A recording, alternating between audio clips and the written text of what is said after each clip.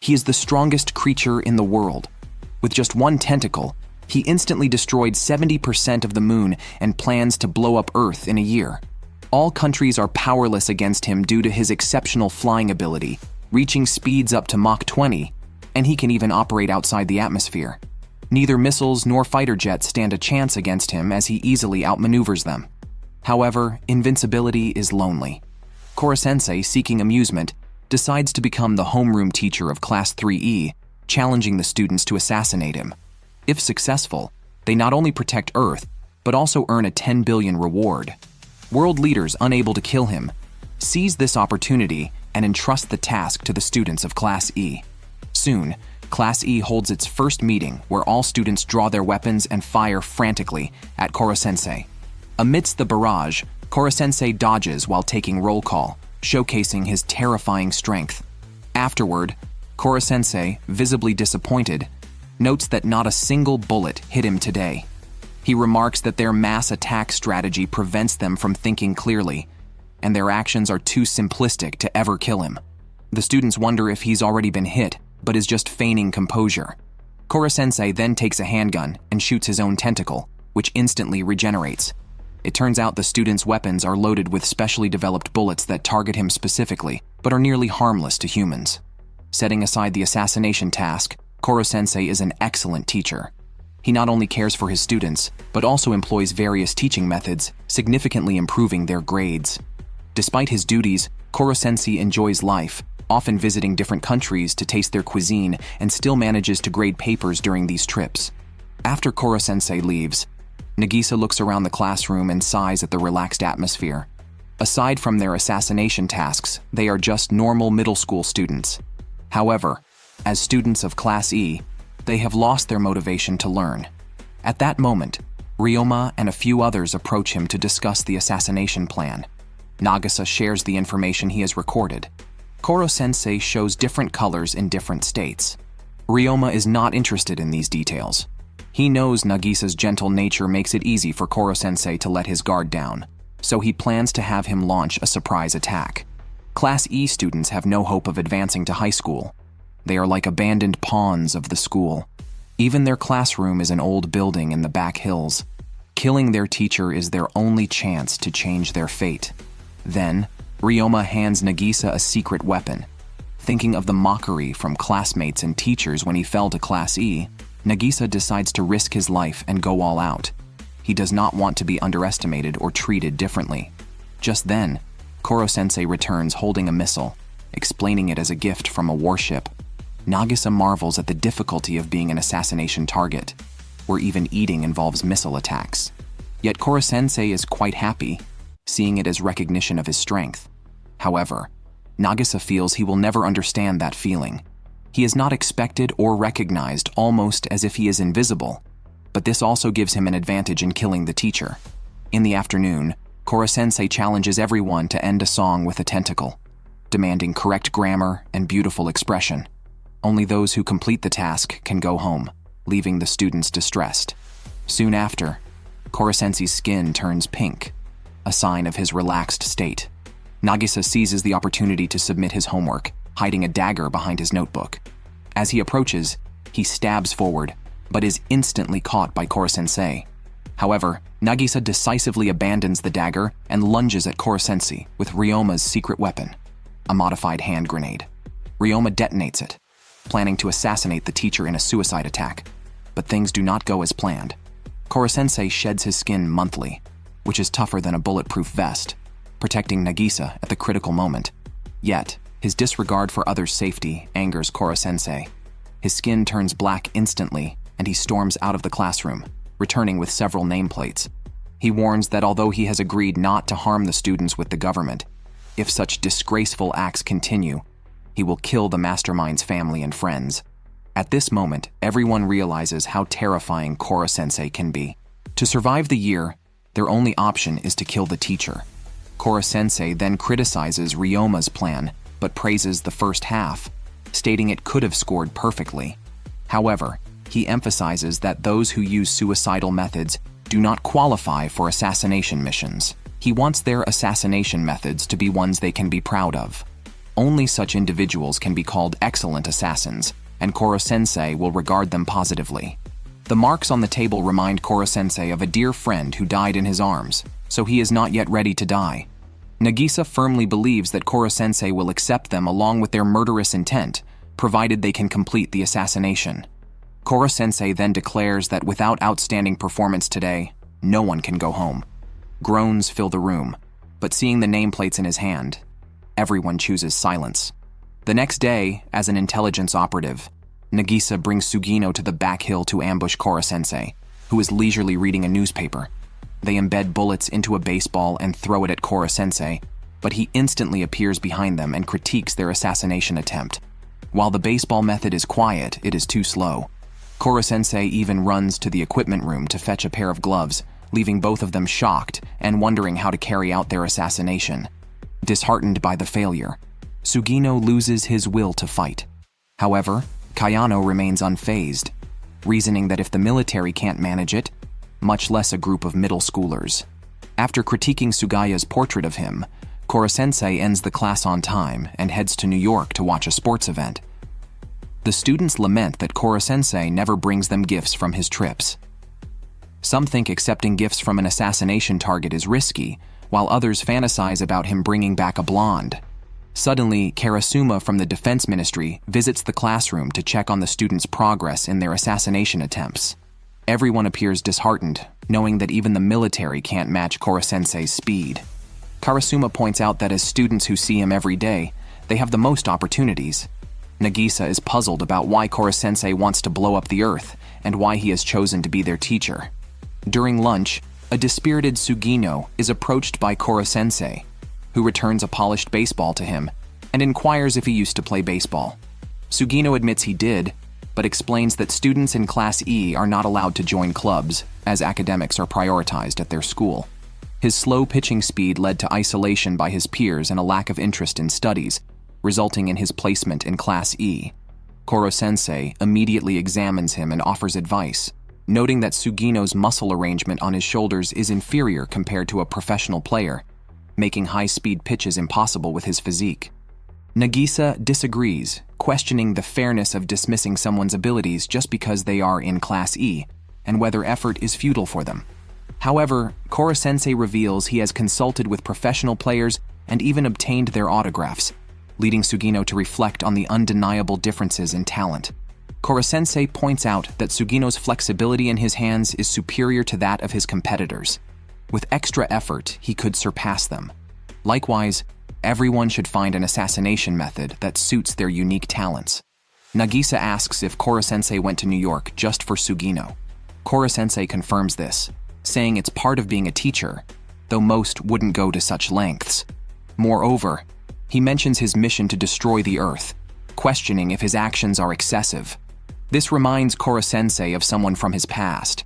He tells Nagisa that he promised this person to be their teacher before destroying the Earth, and treating them sincerely is more important than his destructive goal. Later, Nagisa often practices baseball with Sugino, who develops his style. Instead of fast pitches, he throws tricky curveballs using his strengths. He believes with practice, he can hit Koro-sensei. During a break, while Koro-sensei makes shaved ice with ice from the Arctic, the students see an opportunity and rush at him smiling. Moved to tears by their approach, Koro-sensei quickly escapes when they pull out knives, criticizing their fake smiles for not letting him lower his guard. He replaces their knives with flowers to lighten the mood. The students begin to cry, mentioning these are flowers they planted with him. Feeling guilty, Koro-sensei immediately brings back seeds and replants them under their supervision, showing no signs of his earlier authority. The boys wonder if he truly intends to destroy the Earth. Meanwhile, Nagisa notes down this vulnerability. Karasuma applies to become the PE teacher at Class E to keep a closer watch on Koro-sensei. From other students, he learns about the school's culture. Class E's classroom is run down with no cafeteria, and students with poor grades are sent there.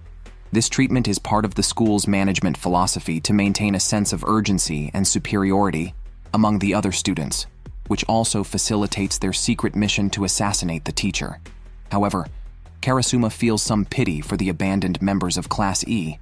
Upon his arrival in Class E, he witnesses a bizarre assassination attempt. Koro-sensei, feeling guilty for destroying the flower bed, ties himself to a tree and allows the students to attack him. Still, no one can harm him. As Koro-sensei dodges, he continuously mocks them. Suddenly, a branch breaks and he falls to the ground. The students, armed, rush towards him. Koro-sensei can only roll around on the ground to evade them. Nagisa quickly notes the weakness, impatience. Later, Koro-sensei escapes to the rooftop and declares that tomorrow's homework will be doubled, prompting Nagisa to record another weakness, pettiness. This boosts the students' confidence. However, Karasuma finds all this very strange. How can an assassination be so overt?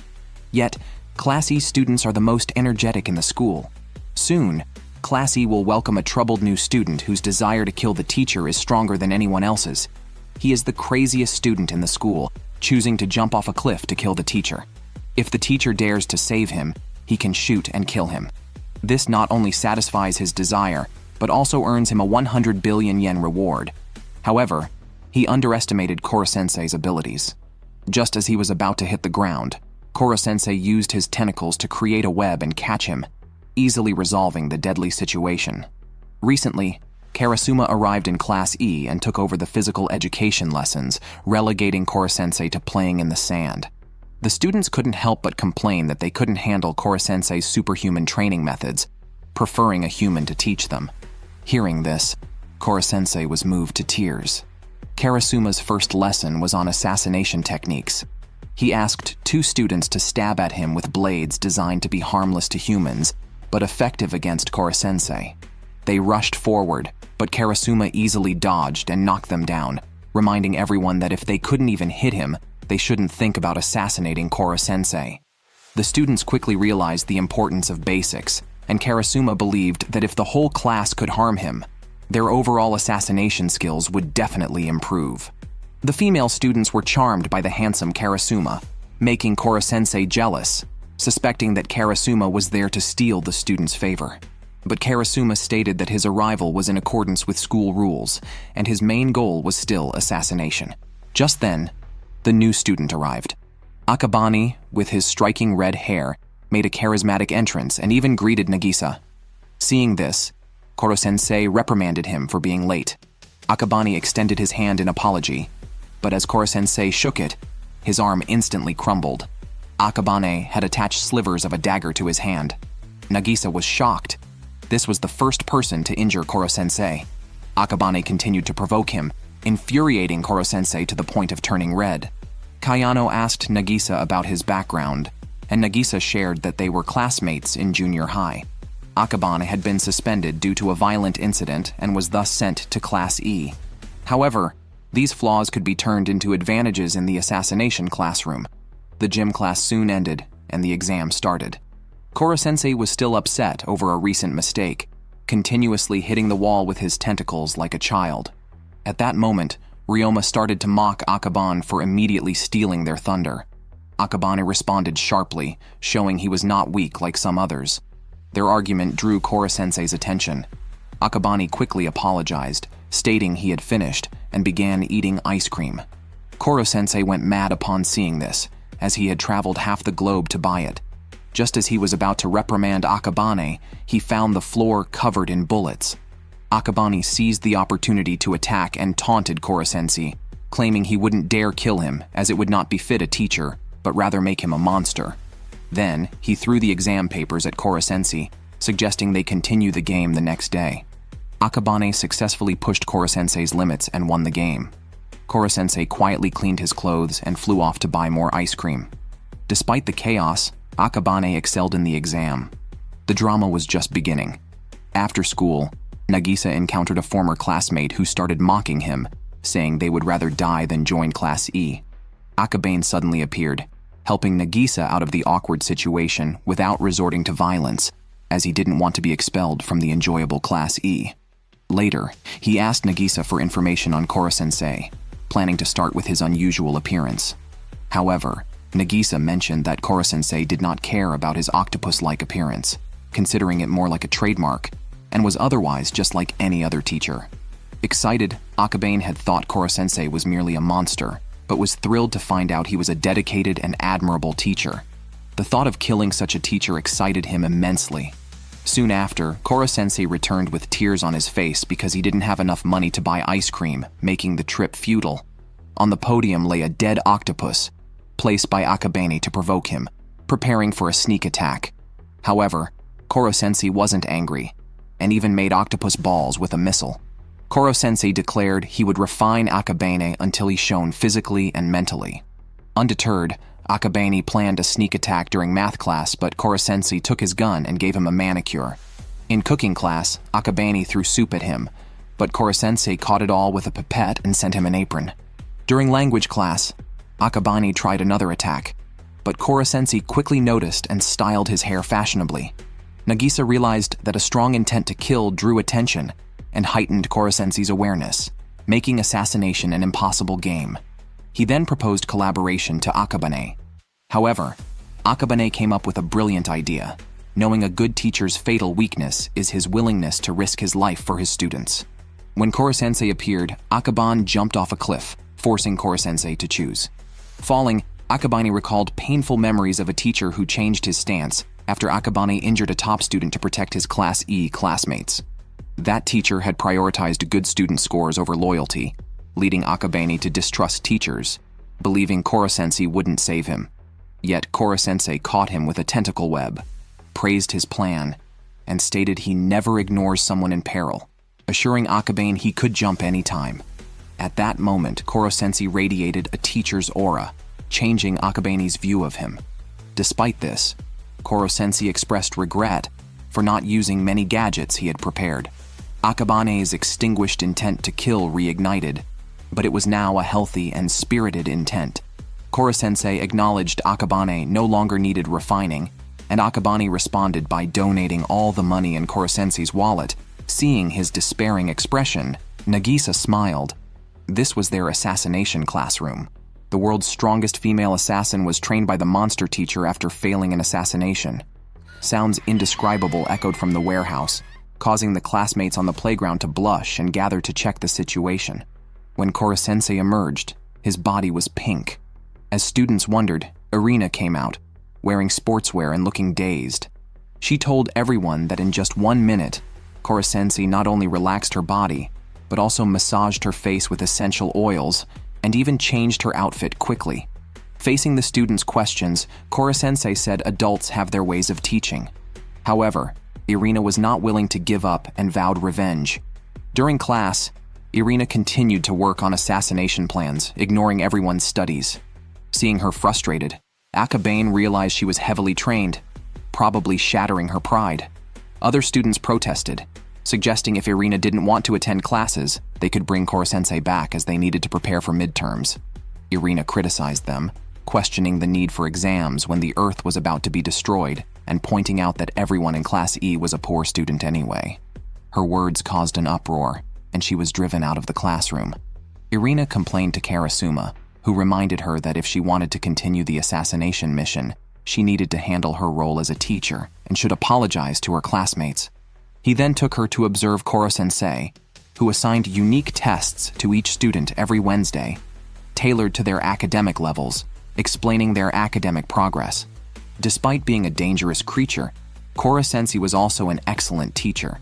He then showed Irina the students playing badminton with daggers, a plan he devised as a PE teacher to subtly improve their stabbing skills. In this assassination classroom, everyone had dual roles: target teacher or assassin student. Karasuma advised that if Irina couldn't manage both roles, it was better for her to quit early. These words inspired a change in Irina. She began teaching oral skills in the classroom and explained that the fastest way to learn a foreign language is to date a foreigner, as the desire to understand their feelings motivates learning their language. She mentioned that each time she was on a mission, she dated someone and promised to teach the students how to pursue foreigners and improve their conversational skills. With practice, they could confidently interact with foreigners in real life. The students became excited upon hearing this. However, she noted that the knowledge needed for exams could only be taught by Koro-sensei. If the students couldn't accept her style, she would leave, but wanted to apologize before doing so. At this, the students laughed, quickly forgetting their previous dislike and warmly calling her Teacher Irina. Koro-sensei and Karasuma were pleased with her performance. Karasuma considered seizing the moment to launch a surprise attack, but Koro-sensei had already sensed it. Karasuma began to reassess him. Setting aside his reasons for becoming a teacher, the more he tried to turn the place into an environment for assassination, the more it became conducive to learning. It seemed that everyone was playing right into his hands. I have never seen such a bizarre assassination attempt. A girl handed her freshly prepared poison to the teacher, asking him to drink it. Seeing the girl's nervousness, Koro-sensei couldn't bear to refuse and drank it all. His skin then turned blue and sprouted horns. He mentioned that, although sodium hydroxide is harmful to humans, it had no effect on him. He then drank another bottle, turning his skin green and growing wings. After the third bottle, he became extremely excited, and his skin turned white. Even his voice changed to that of Crayon Shin-chan. After recovering, Koro-sensei did not scold Okuda. Instead, he invited her to research poison with him. After class, he praised her talent in science again. However, Okuda's language grades were terribly poor. She struggled to express complex human emotions with words. Unlike scientific formulas and theorems, which have definite answers, language does not involve such clear-cut solutions. This is why she ended up in Class E. Later, Koro-sensei assigned her a special task. By the next day, Okuda had created a new poison based on Koro-sensei's notes. When Koro-sensei drank the poison, his eyes instantly glowed red, and he became extremely excited, evolving into a liquid state. The poison helped activate and enrich his cells with toxins. Not only did his speed remain unchanged, but he could also move through any crevice at will. Okuda then realized she had been deceived. Koro-sensei told her that if she could not discern the deceit in words, the poison could be manipulated against her. If Nagisa had brought the poison, he would have lied that it was juice and even expressed love. To deceive someone effectively, one must understand their feelings. Koro-sensei's words also made everyone realize his good intentions. It seems that before mastering assassination, they need to do their homework well. During the break, Irina tried again to use her charm to secure air conditioning for the classroom. However, Karasuma mentioned that he had already raised this request, but the school had refused. The discrimination against Class E was more severe than just this issue. Their classroom was on a mountain, and they always had to be early for assemblies.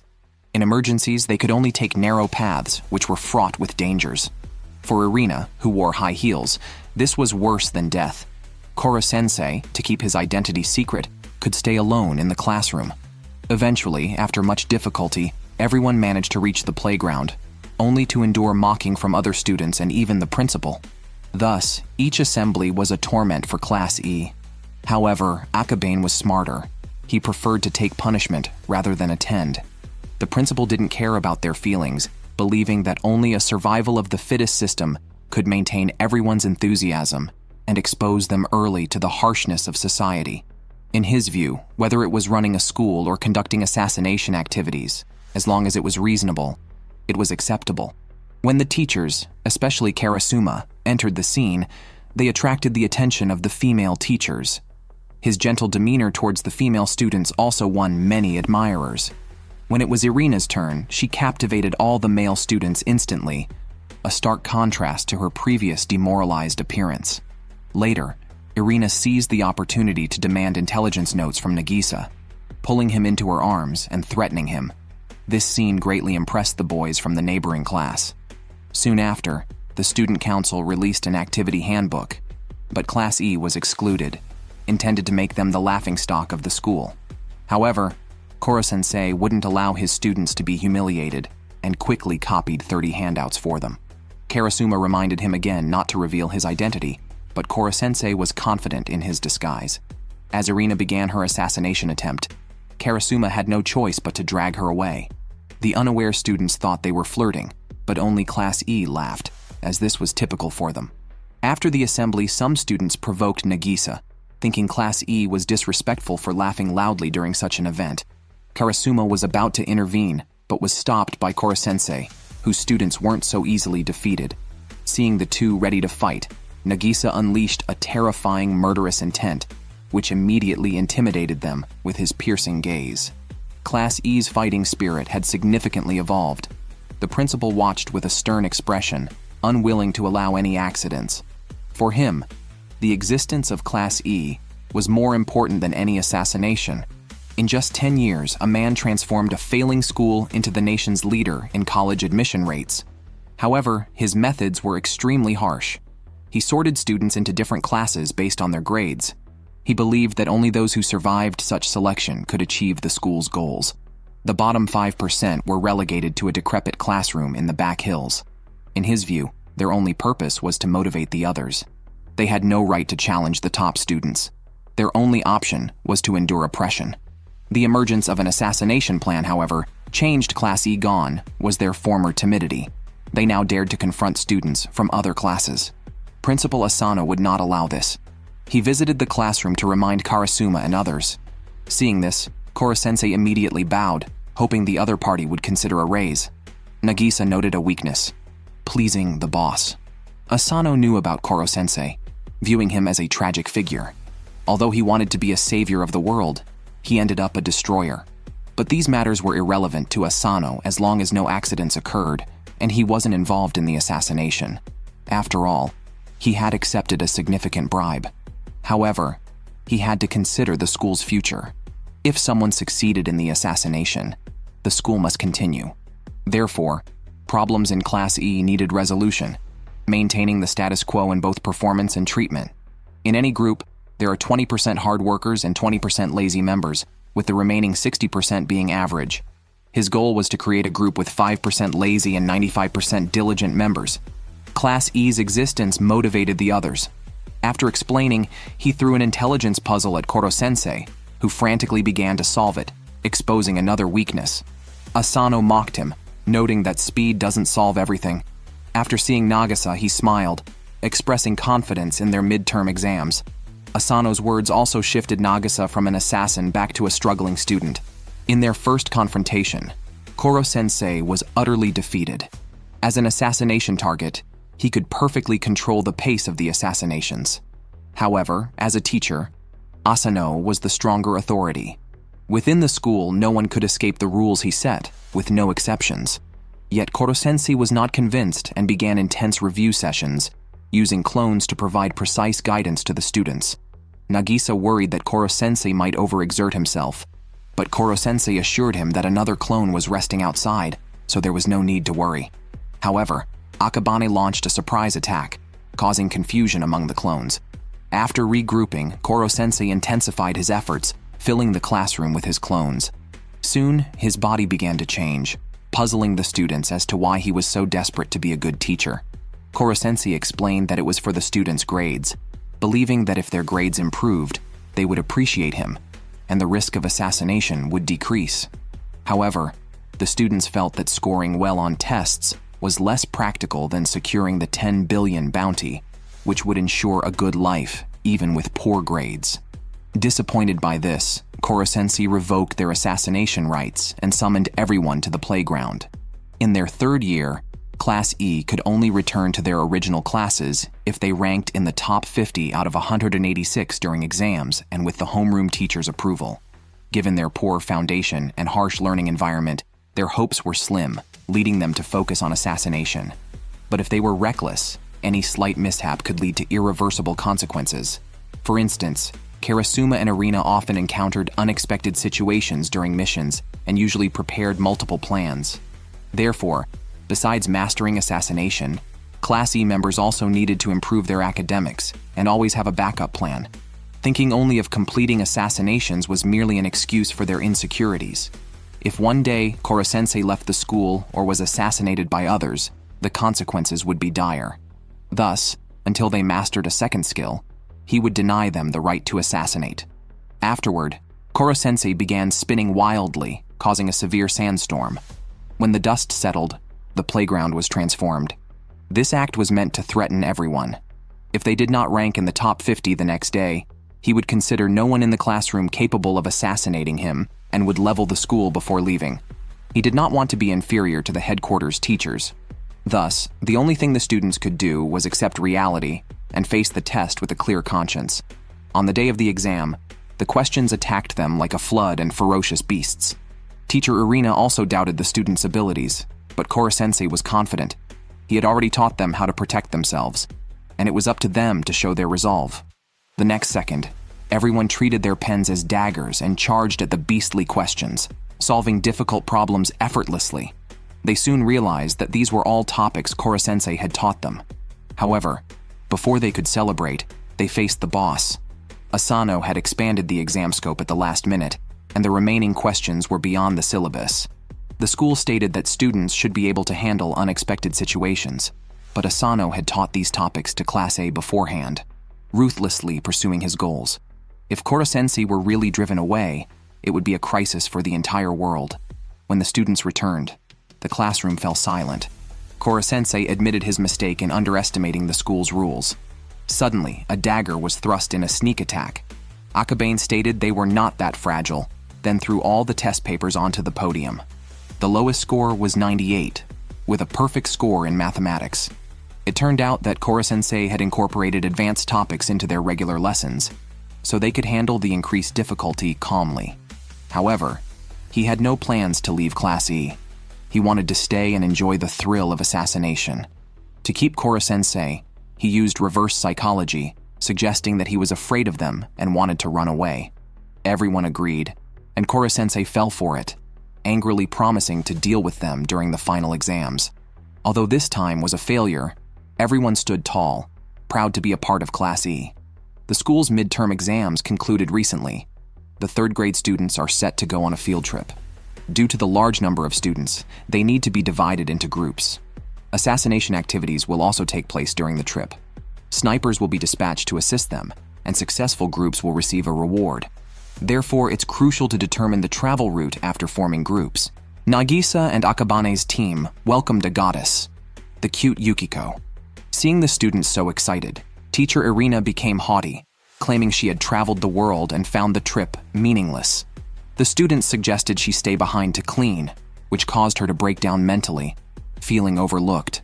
She immediately pulled out a gun to threaten everyone, leaving the students helpless and remarking on the unpredictability of a woman's heart. At that moment, Koro-sensei entered with a stack of books, the travel guides he had made, featuring routes and emergency procedures, essentially an encyclopedia for travel.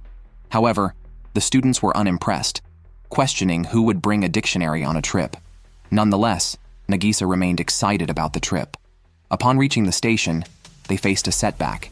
Classes A to D were in first-class seats, while Class E was in a regular car, leading to ridicule from other students. At a critical moment, Irina, dressed glamorously, helped Class E regain respect, appearing like a Hollywood star. However, Karasuma criticized her for not acting like a teacher and changed her clothes, deflating her immediately. The students speculated her previous assassination targets were wealthy, causing her to forget the lifestyle of ordinary people. As the train departed, they realized Koro-sensei was missing. Looking up, they found him stuck outside the carriage because he was buying sweets and missed the time. To avoid exposing his identity, he turned invisible. Once aboard, Sugaya even made him a nose to better hide his identity. Meanwhile, Yukiko led her classmates to buy water, but as they passed through other carriages, a group of delinquents started eyeing them. After arriving, Classes A to D stayed in a luxury hotel, while Class E could only afford a hostel. Surprisingly, Koro-sensei got motion sickness. The students tried to assassinate him but failed to strike. During this time, Yukiko realized the schedule was missing, and they had also left behind Koro-sensei's travel guide. They had to rely on the map to navigate. Kayano wanted to visit a dessert shop, knowing Koro-sensei couldn't resist sweets, and planned to poison him there. However, Nagisa reminded her that regular poison wouldn't work on Koro-sensei. Despite this, they remained hopeful. Known as a city of assassinations, Tokyo had a history of significant figures being assassinated. They could always find an opportunity, or simply enjoy the trip if nothing else worked. During their outing, they were suddenly ambushed. Akabane knocked down one attacker with a punch. When another assailant with a knife charged, Akabane blinded him with a cloth and pushed him over. The rest of the attackers rushed in and kidnapped the girls, distracting Akabane and allowing the attackers to beat him severely. Nagisa and Sugino tried to help, but were also beaten up by the larger high school students, unable to defend themselves. After the attackers left, Okuda, who had hidden, immediately apologized. But Akabane assured her she did the right thing, as the attackers were habitual criminals and she would have been captured too. He vowed revenge regardless of the situation. After Yukiko was kidnapped, the high schoolers, who had seen her before in an arcade, were especially fond of her contrasting persona. They planned to take artistic photos of her and warned of consequences if she spoke out. Kayano was surprised to find the usually obedient Yukiko had a rebellious streak. Yukiko confessed that her father only cared about academic credentials and reputation, never her feelings, prompting her to escape that life by running away in casual clothes and having fun where no one knew her. However, her antics landed her in Class E, and she was unsure of what to do next. The delinquents suggested she could join them, as they despised the polished elites and the disdainful looks they received. They promised she could experience their kind of fun if she complied. Fortunately, the students arrived in time using the travel guide, which contained various emergency responses, proving more useful than an encyclopedia. However, the delinquents were not scared as they had called gangsters for backup. Unfortunately, they underestimated Koro-sensei, who had already knocked everyone out by the time he arrived. When the others rushed at him, Koro-sensei quickly subdued them, refusing to let anyone who bullied the girls get away. The delinquents' fighting spirit was ignited, but they were still defeated by his tentacles.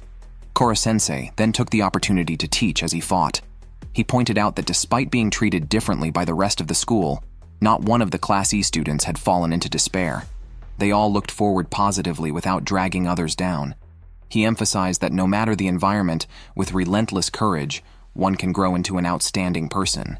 After the lesson, it was time for revenge. Akabeni and the others picked up the travel guide and forcefully threw it at their adversaries' heads, blurring the line between who the real delinquents were. Afterwards, Koro-sensei praised Yukiko for her calm demeanor during the ordeal, and the others grew even more admiring of Koro-sensei. He is a top-tier sniper among professional assassins, capable of making precise shots at targets 2 kilometers away, even in a sandstorm. Each time he fires, his scope inevitably ends up splattered with blood, earning him the nickname Crimson Eye among his peers. To date, he has killed 35 people. This time, he accepted an invitation from Karasuma to assassinate Koro-sensei. Under the cover of the students, Koro-sensei arrived at the Hozugawa Bridge on a sightseeing bus. He stopped midway to watch the boats, an ideal, unobstructed stationary target for any sniper. However, he didn't anticipate that Koro-sensei would catch the bullet with a pancake. During their trip, Crimson Eye had arranged for actors to perform, successfully distracting Koro-sensei. He took position atop a high tower, attacking from behind, a nearly foolproof plan. However, as he locked onto his target, Koro-sensei disappeared. After a thorough search, it was discovered that he had joined the performance group. Due to the actor's interference, the plan ended in failure. Later, Crimson Eye had the students lure Koro-sensei to the entrance of a dessert shop and engage him in conversation to stop him, creating a perfect assassination opportunity. Seeing Koro-sensei sweating profusely, a student offered him oil-absorbing sheets. Crimson Eye seized the moment to fire, but the bullet was blocked by the oil sheet. Astonishingly, Koro-sensei's oil production was excessive. Just then, Koro-sensei received an emergency call from Nagisa and had to leave. Upon learning this, Karasuma could only instruct Crimson Eye to cancel the assassination plan. At night, Crimson Eye was hiding in an alley, feeling dejected. It was his first failure in 8 years. Suddenly, Koro-sensei appeared and brought him a gift, inviting him to dinner. During the meal, Crimson Eye realized that all his plans had been anticipated by the other party. Thus, he was willing to accept defeat, even if it meant his death. But Koro-sensei did not attack. Instead, he thanked him. The students had conducted a detailed investigation of Kyoto, including its geography, history, and culture, to find a suitable place for assassination. This also allowed them to better appreciate the city's charm, enriching their lives. Crimson Eye remarked that he was a crazy guy, but a competent teacher. Koro-sensei's words were profoundly beneficial to him.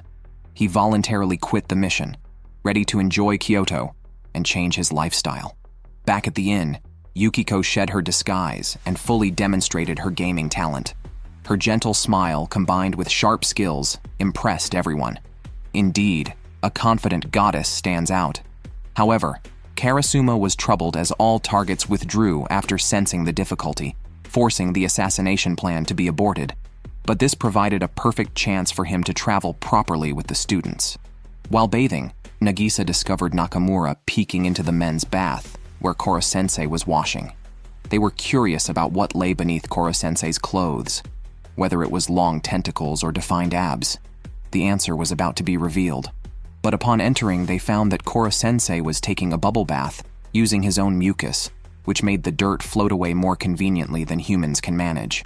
Nakamura was not disappointed. By blocking the exit, they thought they could expose Koro-sensei, but he escaped by surrounding himself with jelly and jumping out the window. After everyone returned to their rooms, the boys began discussing their favorite girls. Yukiko was undoubtedly at the top of the list. Okajima, looking at the list, was conflicted as he wanted to vote for every girl. Akabane, however, liked Okuda because her concoctions expanded the range of his pranks. Then, they discovered Koro-sensei was spying and had recorded the list. Fearing he would reveal it, they immediately chased after him. Meanwhile, the girls were discussing the boys. They thought the class president Isogai and Maihara were good, though Maihara was too fickle. Isogai was seen as a promising bet. However, in terms of looks, Akabane was the most handsome, despite his somewhat intimidating personality. Okuda, on the other hand, found him perfectly normal. The group then pressed Yukiko on which boy she liked, but she gave no answer. Just then, Irina arrived and everyone eagerly asked her about men. Irina told them that although she seemed experienced, she was only 20 years old. Her maturity was partly due to her country's instability, forcing her to adapt quickly as women's prime is short. She encouraged them to make the most of their favorable environment. As she was about to share her romantic history starting from age 17, Koro-sensei arrived. The group coerced him to share his romantic history, prompting him to flee, only to be chased by the boys. Eventually, he sought refuge with Karasuma, who also showed interest in his romantic past, suggesting it must have been from his human days. This comment instantly tensed the atmosphere. Karasuma then wisely backed off, knowing he was no match for Koro-sensei. Later, Nagisa and Kayano went to the windowsill to enjoy the moonlight. The trip was delightful, but the thought of graduation made Nagisa feel melancholic. He wanted to learn more about his classmates and Koro-sensei to avoid any regrets. Kayano wished for another graduation trip, but as the moon set tonight, they would return to school life, and the assassination classroom would resume. You would never believe that this refrigerator is actually the most advanced robot in the world. It looks like a turret armed with various weapons, but inside it's a gentle and kind girl. This autonomous thinking artillery from Norway boasts the world's most advanced military and AI technology. It even evolves by summarizing experiences. Her mission is to kill Koro-sensei. The students, expecting a new cute girl, were surprised to find a machine in the classroom instead. Yet, she is officially registered as a student and even has her own seat. Koro-sensei remarked that to kill him, they disguised a machine as a student, and he must abide by the contract not to destroy it, which is quite shameless. During class, the turret pulled out weapons and fired. Koro-sensei dodged at a speed of Mach 20. After the failed attack, she quickly learned from the experience and began to evolve. Koro-sensei tried to deflect the bullets with a pen, but the next second his tentacles collapsed.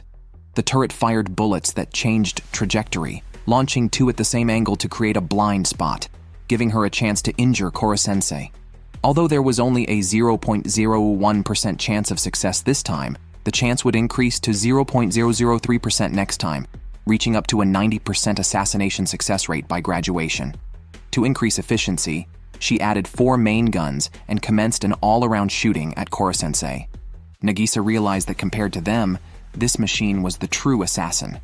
Irina, seeing the damage, felt discontent, as there was no point in teaching if the classroom was destroyed. The students were also distressed, unable to have classes and having to clean up bullets everywhere. For the next 3 periods, the turret continued its assault, disturbing everyone. The next day, the students tied up the turret. Unable to handle this situation, her assassination chances greatly decreased, but no one cared about her feelings. Koro-sensei told her that the program designed by her creator was not suitable for the classroom. If she wanted to remove the seal, she would have to find a way to get along with her classmates. He pointed out that her shooting not only disrupted the class, but even if successful, the rewards would go to the designer, offering no benefits to the students. Koro-sensei made a special program and memory card for her, enabling her to calculate trajectories that avoid hitting students. His assistance in enhancing her performance did not violate the non-harm agreement towards students. The turret did not understand why he did this. Korosensei explained that before being their target, he was first their teacher. Promoting her talents was part of his job as a teacher, hence his responsibility. The turret was moved, but puzzled about the dessert shop navigation in her program. When Korosensei realized his little trick had been discovered, he was visibly embarrassed. The next day, while the students were preparing to complain to Karasuma, they found that the turret had evolved into a girl, complete with a full-screen projection. Korosensei sighed that it cost him 1,000,000 yen, leaving only 5 yen in his wallet. The girl apologized proactively for the previous day's incidents, even shedding tears, which made the female students feel sympathetic, and asked the boys to be nicer to her, considering 2D girls are treasures. Korosensei noted that although her program was changed, her murderous intent was not diminished, so everyone could collaborate with her in combat. Nagisa admired Korosensei's ability to turn a machine into a normal student. To better integrate into the class, she even helped her classmate cheat during a pop quiz by Korosensei, showing very human-like qualities. She could also carve various statues, was highly skilled in Go, and knew all about manga. Seeing the students grow very fond of her, Korosensei felt a belated jealousy. He joked that he just needed to change his appearance to have a handsome face, though the attempt was somewhat unappealing. As the turret became gentler, everyone decided to give her a name. Thus, from the term autonomous thinking fixed artillery, they named her Ritsu. Akabane and Nagisa were both happy and worried because Ritsu is just a machine. Her future changes would depend on her creator. One night, a group of workers snuck into the classroom. The creator deleted unnecessary programs directly. Ritsu, originating from an AI battleship, could analyze battle situations quickly and use weapons proficiently. Proving her capabilities could change the dynamics of global warfare, making the 10 billion yen bounty seem trivial.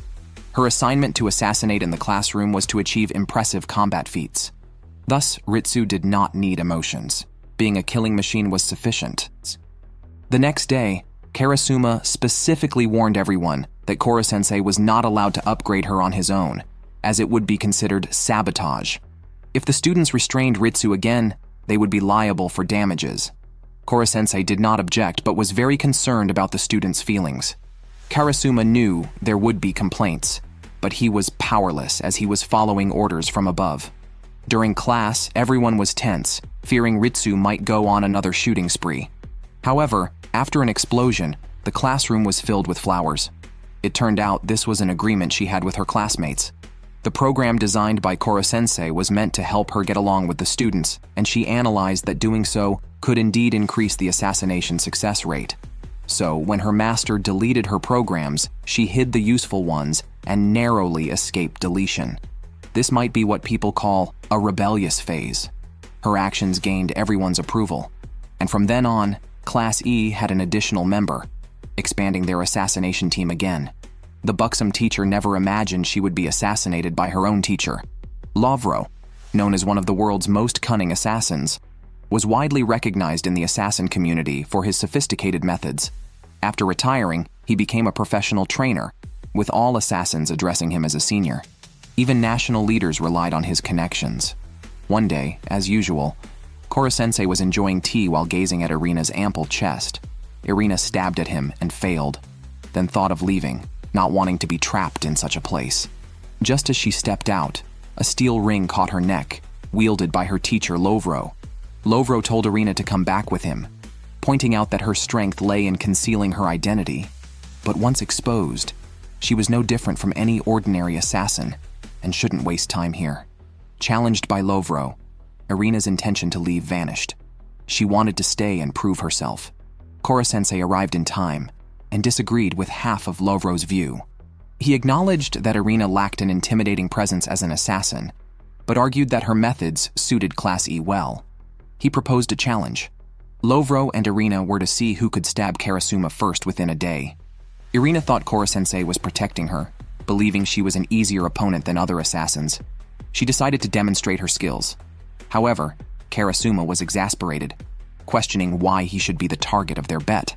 Korosensei explained that since no one could assassinate him, as compensation, If Karasuma dodged the assassination, he would remain still for a second to let Karasuma attack. But Karasuma couldn't tell Irina about this arrangement to prevent collusion. During class, Irina, smiling, approached Karasuma with a drink. Everyone was speechless, knowing something was added to the drink. Karasuma bluntly exposed her, making it clear he would not drink it. Irina, embarrassed, set down the glass. Utilizing her charms on someone familiar was difficult for her, intensifying her sense of crisis. In such situations, her teacher's methods proved more effective. However, when Lovro attacked directly, Karasuma dodged instantly and caught his arm. Although Lovro was fast, Karasuma, a top agent in the defense force, was superior in hand-to-hand combat. Karasuma knew no one would succeed today and reminded Koro-sensei to prepare for an assassination attempt, noting he could strike 5 times in 1 second. Lovro's wrist began to swell, showcasing Karasuma's strength.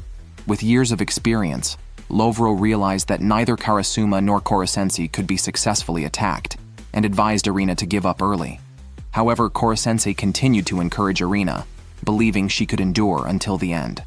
During lunch, Irina approached Karasuma again, undressed to use her charms, promising him anything if he let her stab him, a service Karasuma had never experienced.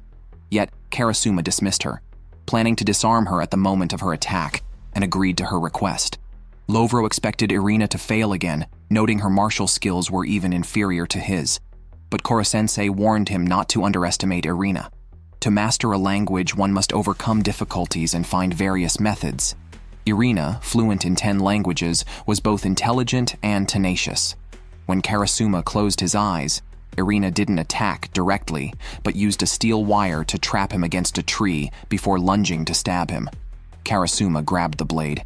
If it were a test of strength, Irina would surely lose. She then played to her strengths, cooing at Karasuma relentlessly. Karasuma, deflated, and to avoid further entanglement and consider his student's education, conceded, letting Irina complete the challenge.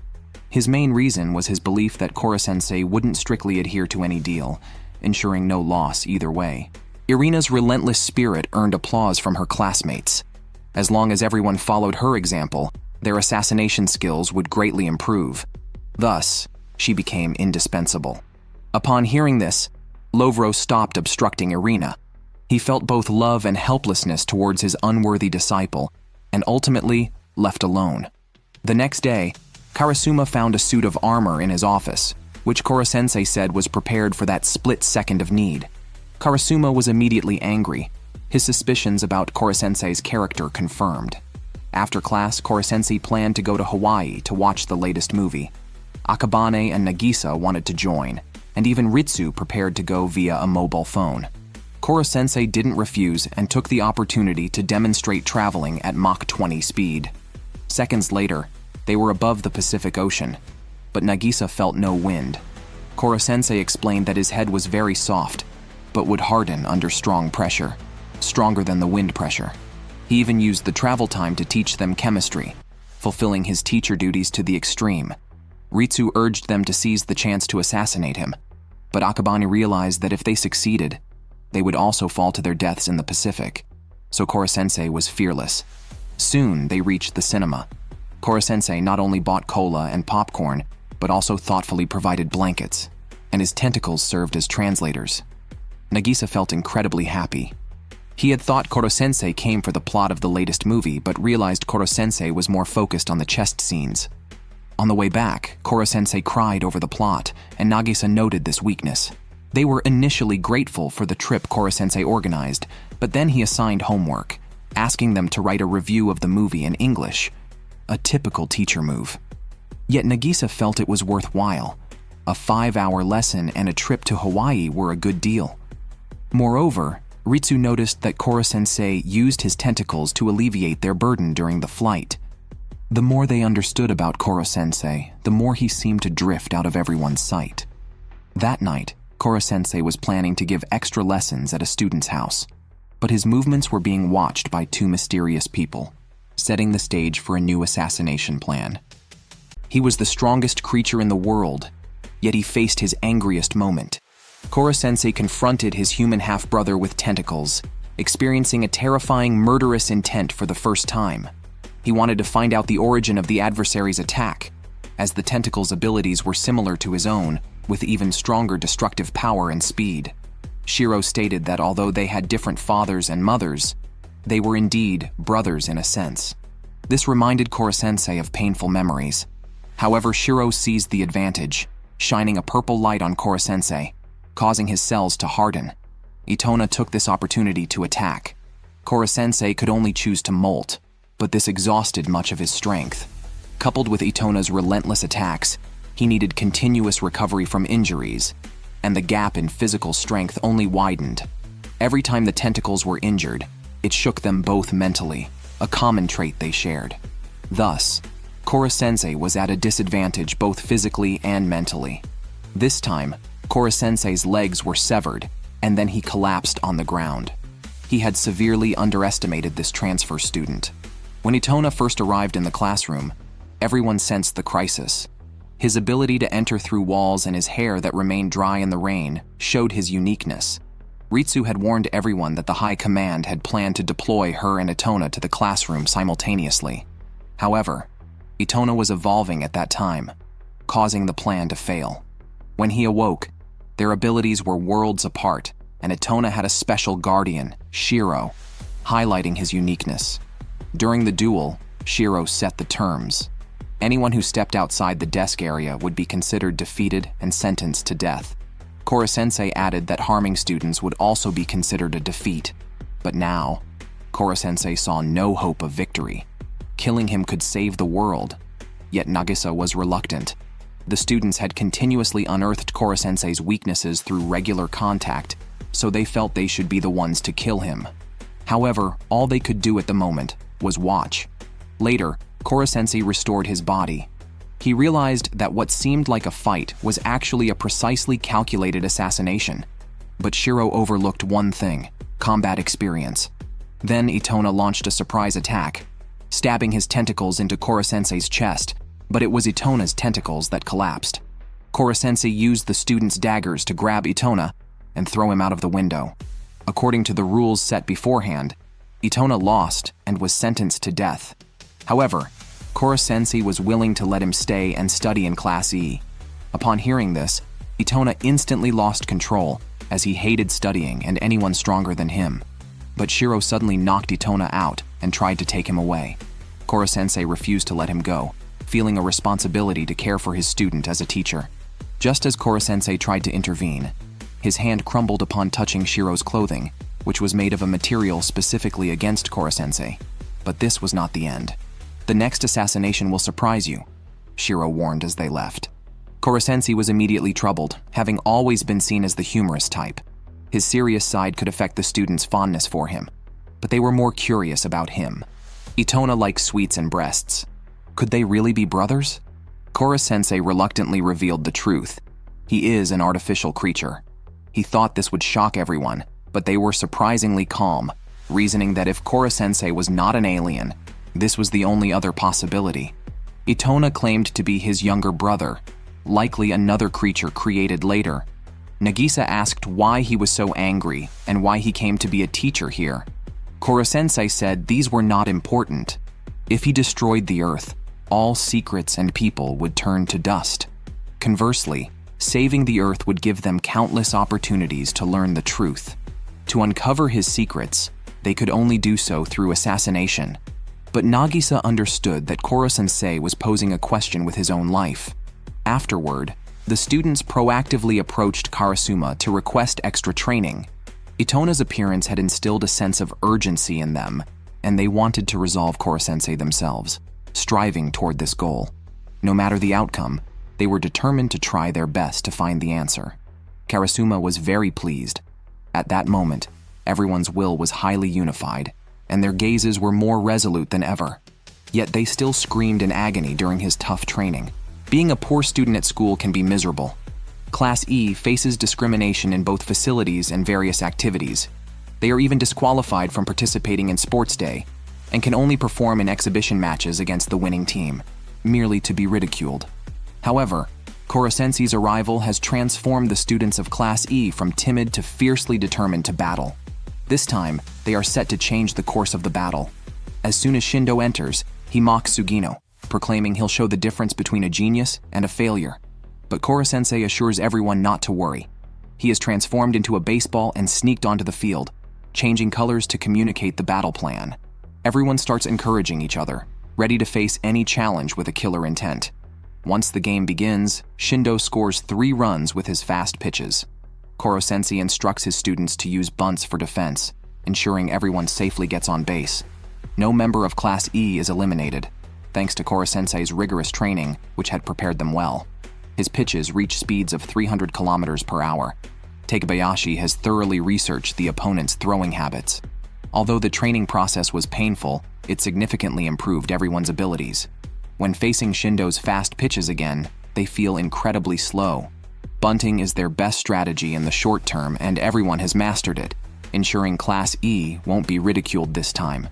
Shindo feels like prey, under psychological pressure, causing his pitches to weaken, allowing Sugino to easily hit them. The opposing coach is sweating profusely, understanding the dire consequences if Class E turns the game around.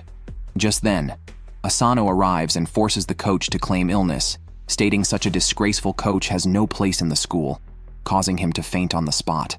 The announcement over the loudspeaker states the coach fell ill before the game, and the baseball team was distracted worrying about him in the first half. Asano, unable to see them disheartened, takes over as coach. He recognizes Class E's reliance on bunts and orders all players to defend. The referees are also on their side. To boost morale, Asano claims Sugino has been scouted by a club. To prove they are not defeated by underachievers and to confirm their genius, they must give their all. After Asano's encouragement, the baseball team indeed underwent a dramatic transformation, while Class E began to face eliminations, and their strategy of bunting also became ineffective. Faced with this situation, Koro-sensei was at a loss. Shindo then successfully pitched again, leading to another elimination from Class E. Asano told everyone that as long as they continued to maintain their performance, they could easily crush their opponents. Karasuma couldn't help but admire Asano as a leading figure in education, knowing each student's talents and personalities, and being very skilled at motivating them. The battle gradually turned into a command battle between the two. Fortunately, Sugino's curveball was impressive and successfully scored a point for Class E. However, Asano brainwashed Shindo again, making him subconsciously believe in his own strength. When Koro-sensei noticed this, he had Akabane provoke the opposition.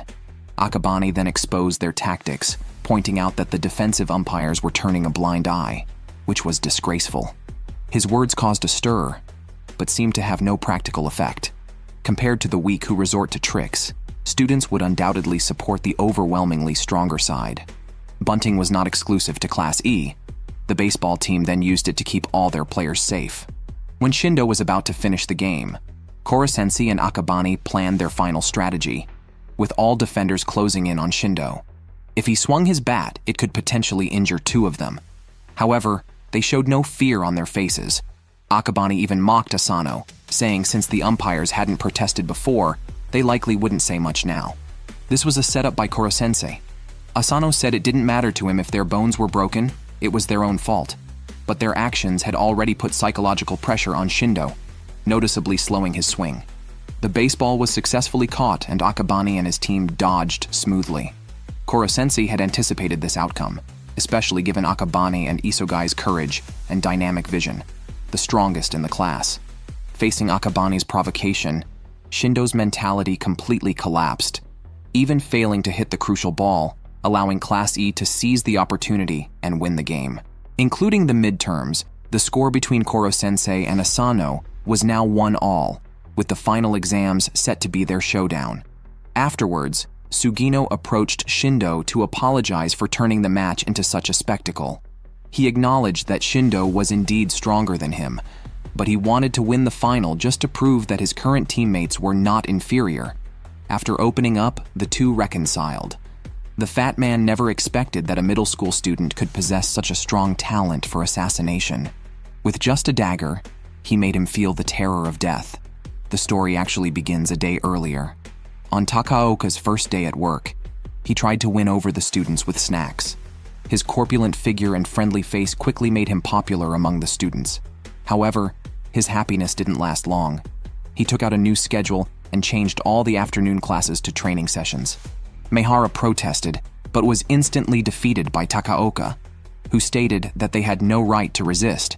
If they didn't want to participate, they should leave early, as he could use his authority to replace them with new students. Yukiko expressed her preference for Karasuma's classes, which led Takaoka to slap her. It was then that everyone realized this guy was a tyrant. Actually, after 4 months of training, everyone had made noticeable progress. Both boys and girls had the strength to grapple with Karasuma.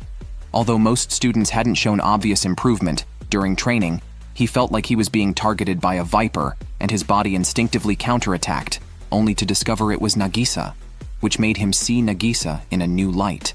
However, in the eyes of the classmates, Karasuma was an insurmountable mountain, indifferent to women, seemingly flawless. When Takaoka first came to the school to replace Karasuma, he was warmly welcomed by the students, which made Karasuma wonder if he had been too strict. However, an investigation revealed that although Takaoka's students seemed happy, they were covered in scars. After seeing Yukiko being hit, Karasuma immediately rushed out to stop it. Koro-sensei was extremely angry, but Takaoka was defiant, claiming he had the right to administer physical punishment since he was in charge of the physical education class. His purpose was to enhance everyone's assassination skills in a short period of time. Due to differing educational philosophies, Koro-sensei couldn't physically intervene and, bound by the contract, had to compromise.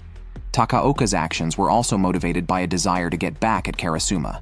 In the military, Karasuma was highly regarded, but surpassing him by successfully carrying out the assassination plan would make Takaoka a hero.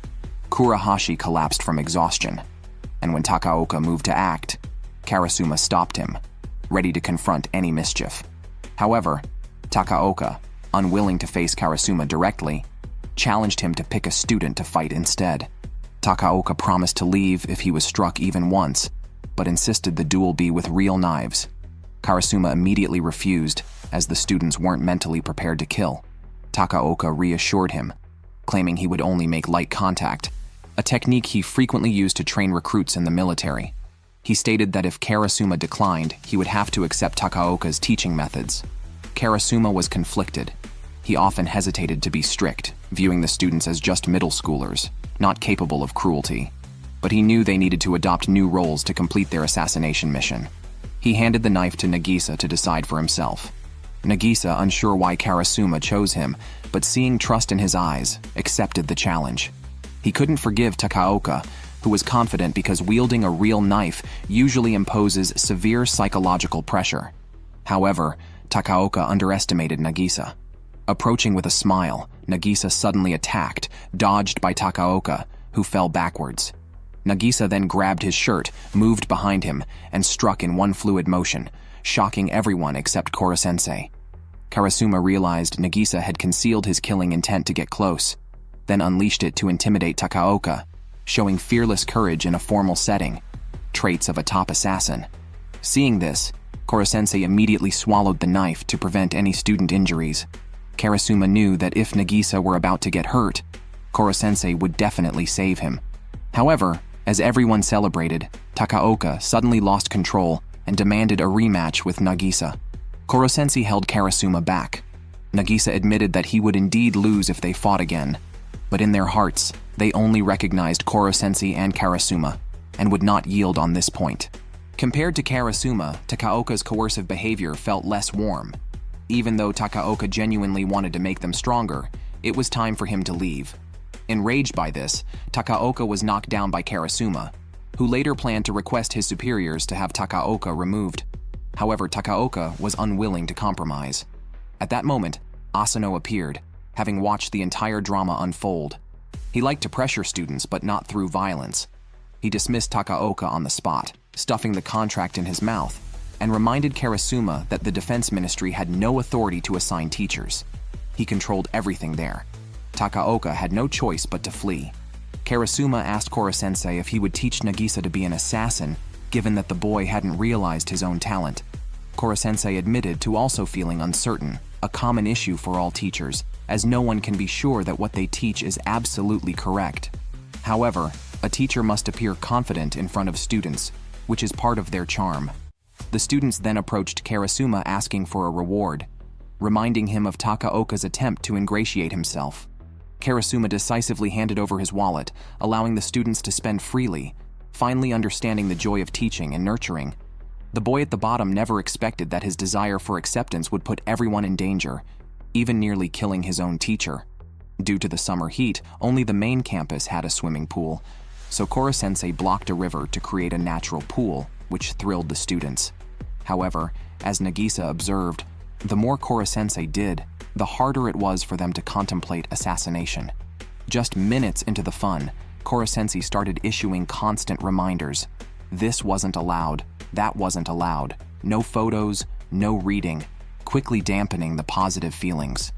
Then Kurahashi splashed water at him, and Akabane shook his chair wildly, trying to toss him into the water. Frightened, Koro-sensei broke into a sweat. His tentacles would swell and stiffen in water. Nagisa immediately noted this weakness, witnessed by Ryoma. Ryoma then scolded Takuya for taking lessons from Koro-sensei behind his back, despite their pact to slack off together. He felt betrayed. Ryoma was furious, believing everyone was bewitched by Koro-sensei. Class E, typically lackluster, was changing. Seeing Koro-sensei using a motorbike to please the students, Ryoma angrily kicked over the model, causing Koro-sensei to cry. The class urged Ryoma to apologize, but instead he vented his frustration by throwing insecticide. Koro-sensei warned that there were limits to pranks, but Ryoma refused to play the good guy with him. Akabane, puzzled by Ryoma's anger, suggested they could simply kill Koro-sensei if he was so bothersome. An assassination classroom privilege. Hearing this, Ryoma prepared to teach Akabane a lesson, but Akabane was unfazed. Ryoma left, using an excuse, while Shiro bribed him with money to drop a chemical in the water during their operation to ensure Koro-sensei's assassination, promising to revert Class E to the state Ryoma desired. Itona taunted him, claiming he was superior in every way to Akabane, yet lacked the courage to act. This provoked Ryoma to consider violence, but Shiro intervened, warning it would only result in a worse defeat. The next day during class, Koro-sensei showed signs of abnormality. It turned out that the insecticide he encountered the day before was actually cedar pollen. This not only made Koro-sensei sluggish, but also rapidly depleted his mucous membranes. Seeing its effect, he immediately challenged Koro-sensei to meet at the pool after school and asked his classmates for help. However, they were reluctant since Ryoma had not participated in previous plans, so they felt no obligation to help, though they were willing to watch. Nagisa caught up with Ryoma to ask about his plan, but Ryoma didn't want to disclose the events of the previous night. Seeing his angry and embarrassed reaction, Nagisa guessed that Ryoma was confident about the plan, but not about himself, suggesting there was more to the story. When everyone arrived at the pool, Ryoma pushed them all into the water. Following Shiro's instruction, he fired what he believed was a signal flare. However, Shiro had deceived him. It was actually a detonator. The dam instantly broke, and all the students fell into the ravine. Koro-sensei's tentacles would fill with water when attempting to save them, and the earlier cedar pollen had depleted his protective mucus. When Akabane arrived, only Ryoma was left shivering. Upon hearing Ryoma still shirking responsibility, Akabane knocked him down, telling him it was better to think of a strategy than to complain. This made Ryoma reflect. At other schools, he often subdued weaker students with violence, but this approach was ineffective here. Here, students focused only on studying, and those relegated to Class E were seen as the weakest, enduring more ridicule and humiliation than what Ryoma could impose. Thus, to his classmates, he was just a clown, and he realized these students would likely be his bosses in the future. Thinking everyone in Class E was useless, Ryoma believed there would be less pressure. However, Koro-sensei's arrival changed Class E, and eventually, Ryoma was the only one being used. Meanwhile, Itona began his attack on Koro-sensei. Shiro reduced the number of Itona's tentacles, significantly increasing his speed and strength. Koro-sensei was completely overwhelmed, and the safety of the students also distracted him. Unwilling to be used by others any longer, Ryoma decided to prove himself, ready to risk his life. He let Akabane organize the tactics, and he was fully committed to cooperating. Even if being used, he knew he still had the power to choose. Ryoma then jumped into the river voluntarily, provocatively stripping off his clothes to challenge Itona. Akaban assured him not to fear, as Shiro would not kill a classmate since keeping the students alive would distract Koro-sensei. When Itona swung his tentacles, Ryoma grabbed them. Itona immediately started coughing, as Ryoma's clothes were coated with the previous day's chemicals, which were effective on Koro-sensei and thus certainly on Itona. While Itona was distracted, Koro-sensei had already rescued the students. This was Akabani's plan. Then all the students jumped into the river, soaking Itona with water, eliminating his advantage. They were ready to confront Shiro if he wanted to continue. Seeing this, Shiro had no choice but to give up. Killing the students would drive Koro-sensei mad. However, Koro-sensei stopped Itona, asking him to return to class soon. After the two left, the students thanked Koro-sensei. He commented that while Ryoma might not be suited for strategizing, he was well suited to be an assassin in combat. Following this event, Ryoma also bonded well with everyone. How terrifying can a man with extreme control desires be? The father dominates the school as its principal, while his son, the top student and student council president, stops at nothing to achieve his goals. Both constantly think about how to control each other. Given the chance, the son would keep his father collared for life, while the father views him as a corporate slave. Their power struggle unexpectedly involves Class E. Soon, the school will hold final exams. Koro-sensei offers special tutoring to everyone, promising to let students attack one of his tentacles for each subject they top, losing 10% of his speed with each tentacle lost. This presents a unique opportunity for Class E, and everyone studies hard. Karasuma, wary of Asano's tricks, warns him. However, Asano claims he won't interfere, emphasizing student autonomy over school influence. Despite Irina's suspicions, Karasuma trusts him. Soon, Sugino receives a call from Shindo, revealing Class A's targeting of Class E, led by the school's top 5 students. These include Araki, the ambitious media hopeful and second overall at midterms, Ren, the humanities genius and student council secretary, Koyama, the memorization expert and 3rd overall, Tomoya, unrivaled in linguistic talent and 6th overall, and Gakushu, the flawless student council president and Class A leader. They plan to coach Class A to push Class E below 50th rank. Despite this, Class E has its own compelling reasons not to lose. Gakushu reports Class A's progress to Asano, hoping to please his father. Asano dismisses it, saying reports without results mean nothing. Gakushu believes Class E's progress has limits, not worth Class A's full effort. Asano reminds him that the positions of the strong and the weak can easily switch. Staying on top is the hardest part. Gakushu proposes a bet. If he wins, his father must grant him a request. Asano mockingly asks if he wants to whine to Daddy, which Gakushu denies. His real concern is the secrets Class E holds. Recently, Asano has been overly attentive to Class E.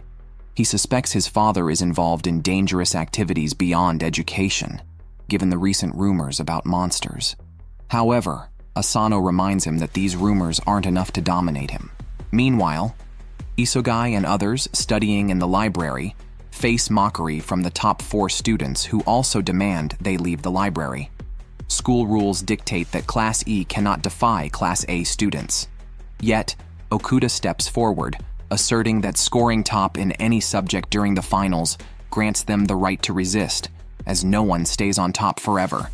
Araki laughs at this, but Ren, noticing the lovely Yukiko, wants to invite her for tutoring at his house. Koyama realizes that although Class E's overall grades aren't great, they rank within the top 30 in some subjects. Araki, intrigued, challenges Class E to see which class can secure more top subject ranks. The loser must obey the winner. Koyama's provocation instantly ignites a fierce reaction, scaring the quartet away. This drama quickly becomes well known throughout the school.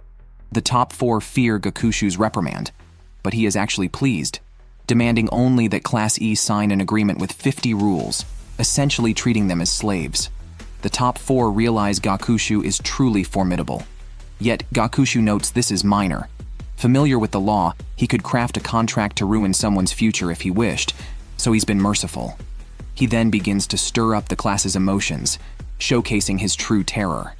Compared to their excitement, Akabane remains calm.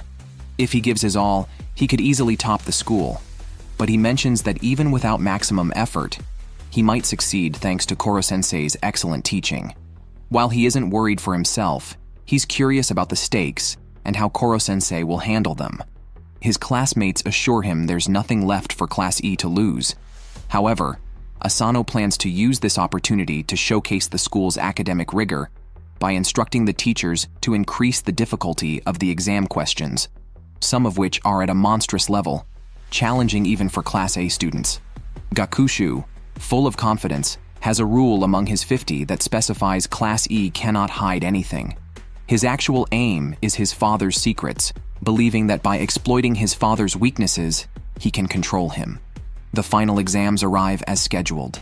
Nagisa and Nakamura reach the exam hall first, only to find a stranger there, who is Ritsu's replacement, as Asano has banned artificial intelligence from participating in the exams. As the exam bell rings, what was meant to be a test quickly turns into a battlefield, with classmates becoming comrades in the trenches, yet also facing enemies and spectators. At this moment, they have shifted from assassins to gladiators. It was just a regular exam, but as the bell rang, the classroom transformed into an arena, and the exam questions into fierce beasts. The school's top 5 students charged into the battlefield with hammers and staves to attack these monsters, but all were soundly defeated. In contrast, Class E handled the challenge with ease. Nakamura and Nagisa quickly assassinated the beasts, while Yukiko used a curved sword to instantly detonate a monster. Their impressive performance was undoubtedly due to Koro-sensei's efforts. Beyond regular lessons, Koro-sensei had them study classic literature in bilingual editions, allowing them to tackle even the toughest questions with ease. Koyama, reliant on rote memorization, found his attacks ineffective against a science monster.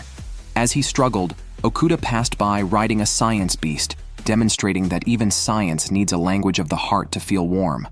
Meanwhile, to defeat another monster, one had to know the number of African development conferences, a detail that Araki had not expected, leading to his downfall. Isogai, however, remained calm. Having learned the best way to study social studies is to experience it firsthand, and Koro-sensei had taken him to Africa. The math showdown was between Gakushu and Akabane, neither of whom took the other seriously. While Gakushu worked diligently, Akabane believed that winning effortlessly was the true victory, aiming to use Gakushu as a lesson for all classmates. 2 days after the exams, Koro-sensei publicly announced the results. In English, Nakamura ranked first in the grade, Tomoya third, and Nagisa 6th. Had Nagisa been more careful with spelling, he could have surpassed Tomoya. In Japanese, Gakushu was first, with his English score just 1 point below Nakamura, putting pressure on everyone. However, in social studies, Isogai beat Gakushu to clinch the top spot, while Araki came third. In science, Okuda dominated with a clear lead, securing first place, with Koyama in third. Class E had now won the bet and successfully turned the tables. Surprisingly, Gakushu topped the math exam, while Akabane ranked 10th, dropping to 13th overall. Class E's best overall performance was only 7th. Class A, already stronger than Class E, naturally swept the top 6 places, so Akabane should not have underestimated them. His arrogance cost him dearly. Gakushu also made mistakes. Class E's victory not only ruined his plans, but also embarrassed Class A. Asano told him the school would not protect someone who couldn't even beat his peers, calling any attempt to control others laughable. Koro-sensei criticized Akabane, noting his failure to act when needed in both the tentacle cutting and the bet, which diminished his presence. He was no longer an assassin, just a boastful clown. Akabane pushed Koro-sensei away and fled. Karasuma thought Koro-sensei was too harsh, but Koro-sensei explained that talents like Akabane often mature late because their ease in solving problems leads them to underestimate the importance of winning and losing. Experiencing failure early is beneficial for them. The exam was a perfect opportunity for students to truly understand success and setbacks, an important lesson Akabane missed until the end. Koro-sensei kept his promise, letting students cut 3 of his tentacles, which had no effect on him. Then Ryoma and others stepped forward, presenting perfect scores in home economics, tying for first in the grade. Though not a major subject, home economics was still part of the finals, and Koro-sensei couldn't refuse, causing him to momentarily lose his composure. However, he He was also proud as the home economics questions were creatively set by the teachers, and Ryoma's group had studied each teacher's preferences to achieve their perfect score, truly embodying the spirit of the assassination classroom. Soon after, the school held its first semester closing ceremony.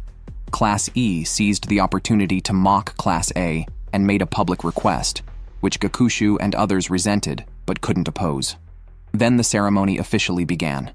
However, Sugaya wanted Ritsu to switch places with a substitute, which Karasuma said was impossible because the girl was his boss's daughter. Her grades improved significantly under Ritsu's tutoring, making her father very happy and impossible for Karasuma to refuse. Sugaya looked helpless. Sitting next to her during exams distracted him, leading to his ranking last in the class. Karasuma then realized that even the last in Class E ranked mid-grade level, showing Koro-sensei had significantly elevated the class's level. The principal began his usual critique of Class E, but this time, they were not ashamed as victory was theirs, while other students felt humiliated and threatened.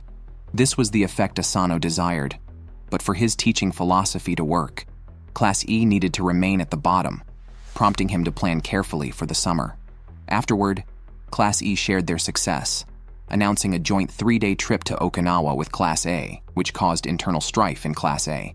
Gakushu publicly lost his temper, stating no one should smile until their revenge was complete. Ultimately, Class E decided to wait until they were on the island to cut Koro-sensei's tentacles, planning to exploit his fear of water. Koro-sensei was impressed by the current Class E, giving everyone perfect remarks in their end-of-term evaluations. Thus, the first semester of the assassination classroom concluded. In this world, there exists the strongest assassin. No one knows his real name, but he built his reputation as a harbinger of death using the bones of his assassination targets. Consequently, all his peers call him the Grim Reaper. If Class E's assassination attempt fails, he will eventually appear himself, putting unprecedented pressure on Class E. They cannot afford to miss this opportunity, so they organize a training camp before their vacation. Karasuma even enlists Lovro's help. Seeing this, Irina gets scared and runs away. Lovro tells Karasuma that now all assassins are too scared to target Koro-sensei, leaving only the students to rely on. Meanwhile, Koro-sensei is cooling off at Mount Everest, unaware of their plans. After seeing the plan, Lovro doesn't understand what psychological warfare is. It turns out Koro-sensei enjoys risque magazines, recently trying to use popsicles as hush money, but they are not so easily bought. Moreover, there are many things that could intimidate him enough to cause hesitation and slow his movements. Lovro remarks that the assassination method is indeed cruel, but the key lies in the final lethal blow. Chiba, with his natural talent for spatial calculation, is a born sniper, while Rinka's excellent dynamic vision and precise shooting make her very suited for moving targets. Both are not opinionated, but results-driven workaholics, even prompting Lovro to consider taking them as apprentices. The shooting skills of the rest are also impressive, but Nagisa surprises him the most. The boy seems born for assassination. Lovro, to complete the plan, teaches him his own finishing move. To ensure a good time on the island, they need sufficient funds. Thus, Sugino and others head to the back mountain to catch insects for money. Kurahashi, with her deep knowledge of biology, sets up 20 traps, ensuring that each person could earn at least 1,000 if all goes well. At that moment, everyone discovered Koro-sensei. It was Taiga who had set the trap with adult magazines, a task that took considerable effort as each photo and comic was unique. This time, he intended to save the world with the power of erotica. Below Koro-sensei was a special net, which would activate once the rope was cut, delivering a fatal blow to Koro-sensei and securing the bounty. However, in the next second, Koro-sensei suddenly looked up and caught a beetle with his tentacles. Seeing this, Kurahashi rushed out, causing Taiga's plan to fail. Embarrassed by the crowd, Koro-sensei felt ashamed for secretly reading adult magazines as a teacher. Yet everyone shifted their focus to the beetle, a mutant species with rare white eyes and significant academic value, potentially worth over 100,000 at auction. The students were instantly excited, their travel funds secured. The holiday trip soon began, but surprisingly, Koro-sensei suffered from seasickness. The students told him the assassination would begin at night, and to enjoy the vacation for now. They played with Koro-sensei in groups while others set traps, preparing for the night's operation. Karasuma was very pleased with the students' smooth preparations. After Koro-sensei participated in all activities, he was sunburned. At night, the students took him by boat to a water chapel. To restore his color, Koro-sensei shed his skin early, further reducing his combat abilities.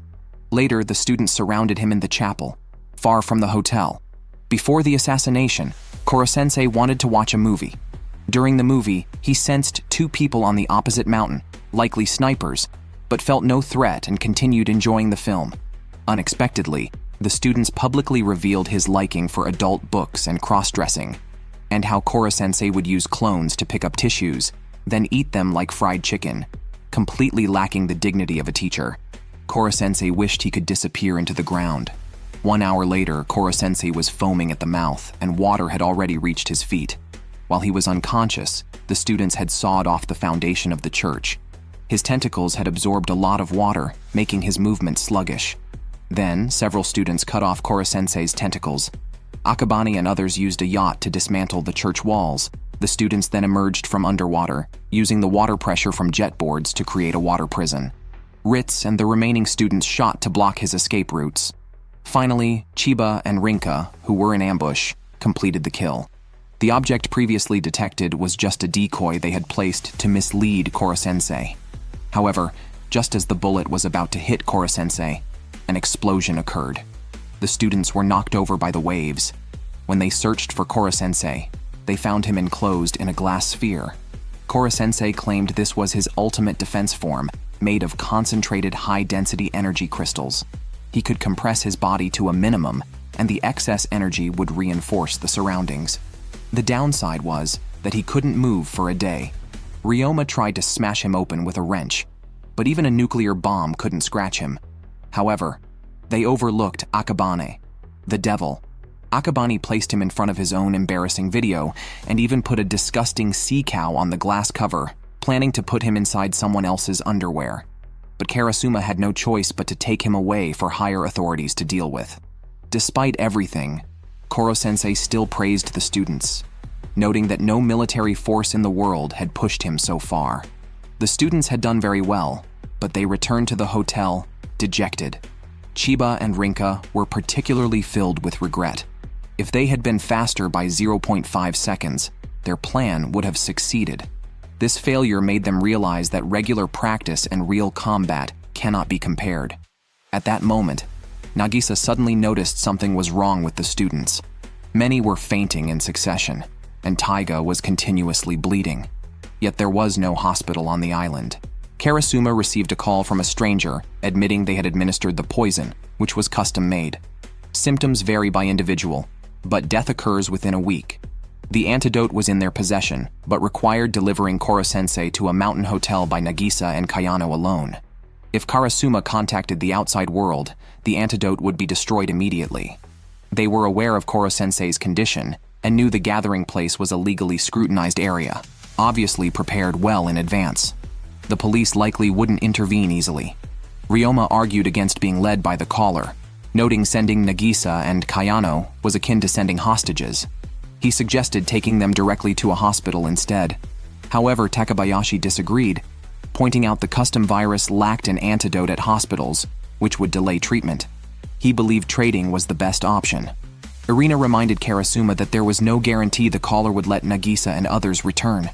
Koro-sensei devised a plan for Ritsu to hack into the hotel system to obtain blueprints and security layouts. The only way for the others to enter the hotel undetected was to climb the cliff due to its unique terrain, which was left undefended. Apart from those caring for the injured, the only option for the rest was to launch a surprise attack on the top floor and seize the antidote. Karasuma was uneasy, knowing they were dealing with professional killers, but the students responded with action. For them, trained in rock climbing, this was a minor task, though they lacked real combat experience. They would need Karasuma's command going forward. Koro-sensei reminded them that they were no longer just students, but a special unit of 15 people. Seeing the students' fighting spirit, Karasuma immediately issued an attack order. They used hand signals from training to communicate during the climb. While the students climbed with ease, Karasuma struggled. carrying both Irina and Koro-sensei, effectively moving under heavy load. Irina continuously complained, and everyone just hoped she wouldn't slow them down. Upon reaching the top, Ritsu informed them that the elevator required an IC card, and they had to use the stairs. The hotel's staircase was complex, requiring caution. At the entrance, they encountered guards. Irina approached them, her stunning appearance and alluring demeanor captivating all the guards. She then played the piano, mesmerizing them, and used hand signals to direct the group to leave, but she could only hold them for 20 minutes. Everyone admired her effort. After avoiding the entrance check, Karasuma urged everyone to stay calm. They could blend in as guests, as the hotel was frequented by children of high-ranking individuals who were typically spoiled, necessitating a change in demeanor and attitude. Instantly, the students transformed into rebellious youths. Ryoma and others, realizing they hadn't been exposed, hurried towards the top floor. However, Yuzuki cautioned them to be careful. As Karasuma rushed up, the enemy released gas. Smog asked how Yuzuki had detected him. Yuzuki had noticed him distributing free drinks, which wouldn't happen in such a high-end hotel. Everyone had only had those drinks and the dinner on the boat, but even those who hadn't eaten were poisoned, revealing the poison was in the drinks, exposing Smog's identity. However, the man didn't care. The recent gas was enough to knock out an elephant, and now even the strong Karasuma was incapacitated. All he had to do was report back, but the exit was completely blocked by the students, a tactic Karasuma had taught them. Always cut off the enemy's escape route. Karasuma told him the best option upon encountering an enemy was to leave immediately, not to attack. Smog thought defeating Karasuma would mean the kids posed no threat, but he was instantly knocked out by Karasuma with one kick. His strength and speed seemed superhuman. Then, the group supported Karasuma as they moved on, but he needed 30 minutes to recover, leaving the students to rely on themselves. Koro-sensei joked this was what summer vacation should look like. Nagisa quickly knocked him out, and Akabane even tried to stuff him into Ryoma's underwear. Koro-sensei explained that summer wasn't for closing the gap between teachers and students, but for students to apply classroom knowledge to real-life challenges. Meanwhile, Gastro, after setting his seasoning, used a gun as if it were a knife and fork, selecting the tastiest one as his weapon for the day. A true psychopath, and one of Class E's assassins. Yet, another even more twisted assassin was blocking their path in the corridor. Seeing his calm demeanor, Karasuma recognized him as a formidable opponent. Unfortunately, he didn't have a useful gun. Grip smashed a glass with a punch, looking forward to the fight. Though Karasuma was injured and the kids didn't interest him, their presence intimidated everyone. However, Akabane mocked him directly. Unfazed, Grip was ready to kill everyone barehanded, even capable of crushing skulls. Interestingly, the more he trained in brute force, the more he enjoyed tasks outside of assassination, like battling strong opponents. With Karasuma incapacitated and unwilling to waste time, Grip was ready to call for backup to capture everyone at once, but his phone was smashed. Akabane, holding a potted plant, taunted him, asking if he was afraid to fight middle schoolers. Karasuma wanted to intervene, but Koro-sensei reminded him that the old Akabane would face his enemies with his chin up, a sign of his disdain. This time, however, he tucked his chin, showing a serious attitude, learning from past mistakes. Koro-sensei was curious to see how strong such a serious Akabane could be. The genius boy encountered a professional assassin for the first time but showed no fear, immediately throwing a potted plant at him. Grip crushed the trunk effortlessly and launched a fierce attack on Akabane. Realizing the significant difference in strength, Akabane knew the fight would end instantly if caught, so he dodged continuously, using Karasuma's methods, and countered accordingly. Karasuma was shocked.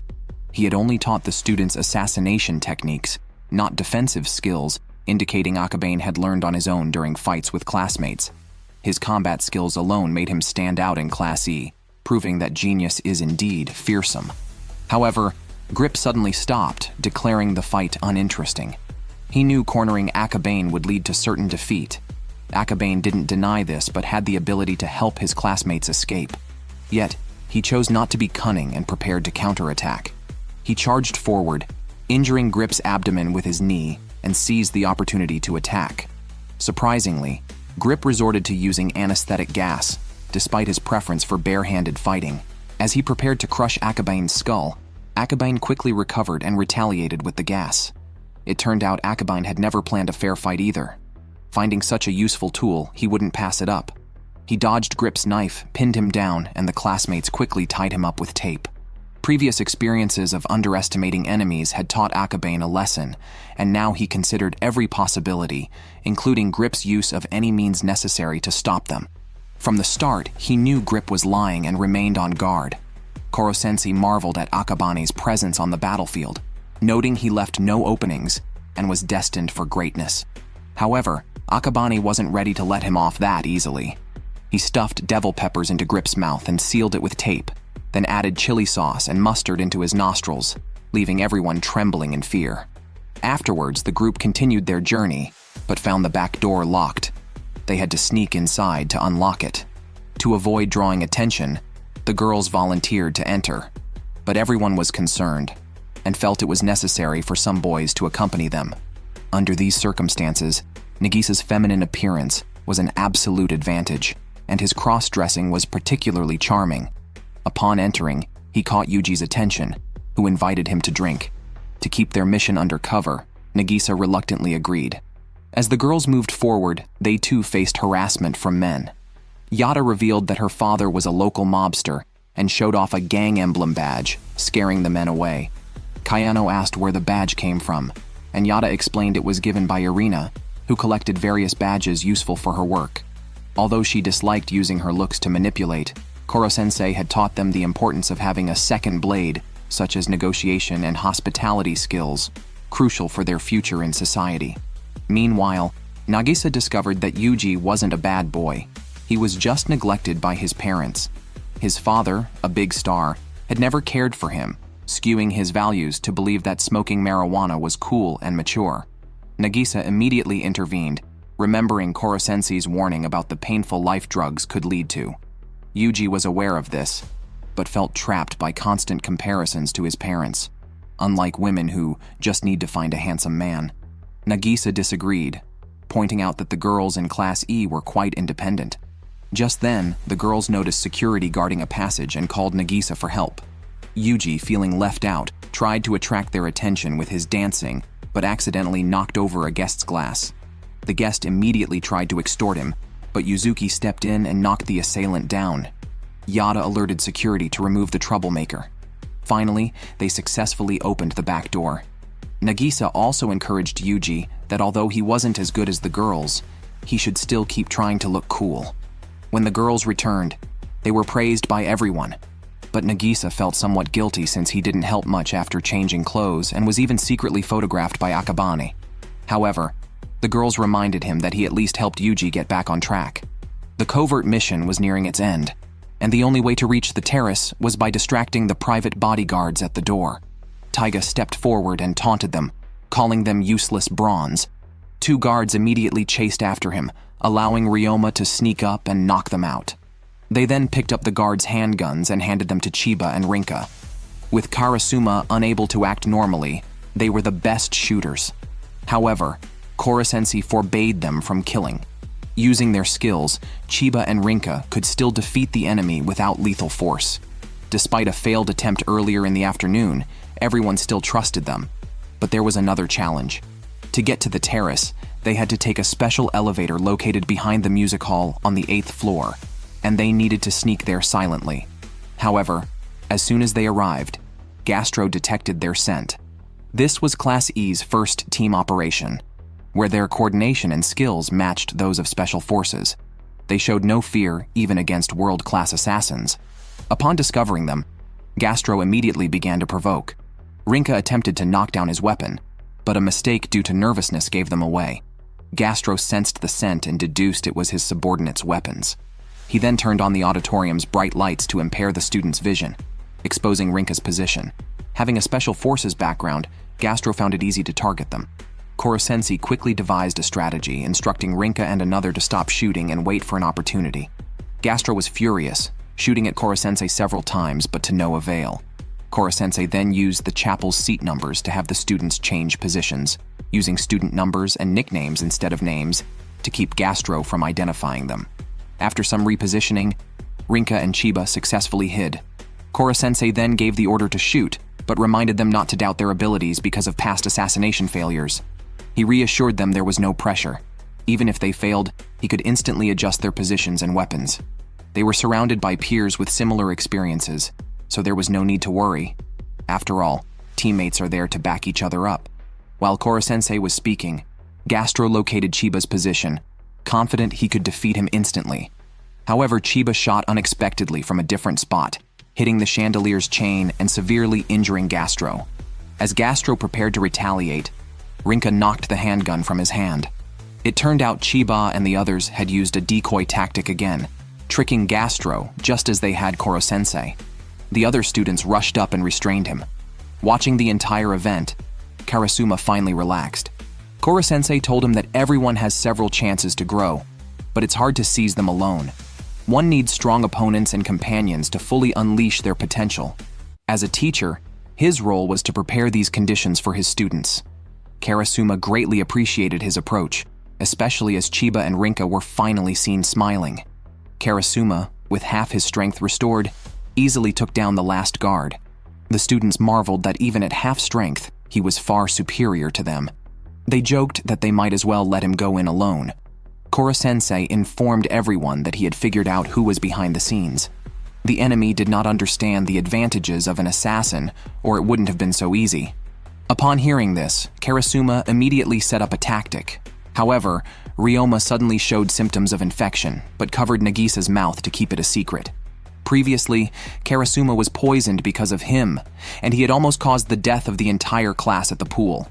Regardless, he refused to back down this time.